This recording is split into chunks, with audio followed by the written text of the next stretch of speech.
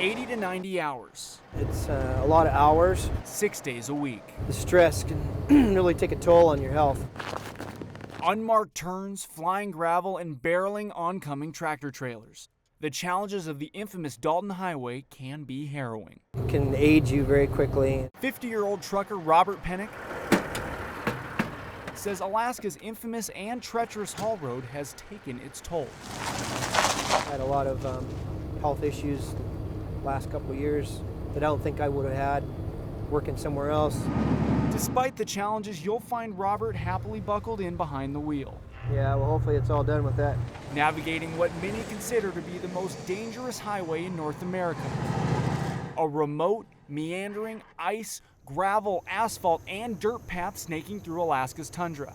414 miles from Fairbanks to Deadhorse on the Arctic Ocean. I love it. I love driving a truck, and right now I really wouldn't want to do anything different. But Robert hasn't always made his living in the driver's seat. Spent a lot of time in the restaurant business. After 2 stressful decades in restaurant management and another tough job in construction, the Pennick family blood began to pulse in his veins. My dad was a truck driver. My grandfather was a truck driver. Robert joined Carlisle Transportation, and now, after 6 years of navigating the Dalton Highway, he knows the road's dangerous twists and turns like the back of his hand. If you make 130-something trips on that road a year, you learn every single corner, every single dip, every single thing about the road. But here on the Dalton, familiarity doesn't always equate to a sense of security. Everything changes so quickly up here. It can change within a matter of hours. And for the hundreds who've chosen this career path, some of this whole area keeps falling off. Their reasons are as varied as the Dalton's terrain. I like the challenge of the road. The money is a comfort, but it doesn't bring companionship. It was real popular on the radio. A tune by the indie rock band Modest Mouse called Float On. Keeps Robert company when he's far from home, thinking about those he loves most.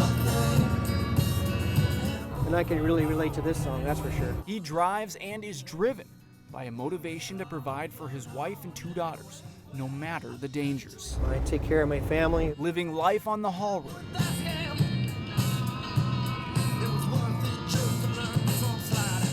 Sending what he earns back home. My wife and kids live in Arizona, and I'm able to put my kids through school and maintain everything we got to do by working up here. It often means putting his own life on hold for a while. It's hard. You only get to go home 3 or 4 times a year for about a week, maybe 10 days. Luckily, even in the most remote parts of Alaska, out of sight doesn't always mean out of contact. I talk to my wife every day, 2 or 3 times a day sometimes. Thousands of isolated miles away. It's the sweet sound of music that his daughters gave him for Christmas. I saw it and I'm like, oh boy, but I really like it.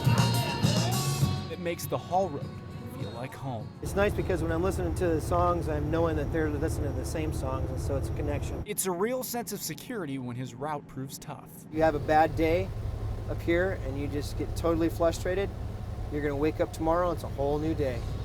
You start over and you do it again. Again and again, 80 to 90 hours, 6 days a week. You'll find Robert Pennick floating on down the Dalton Highway.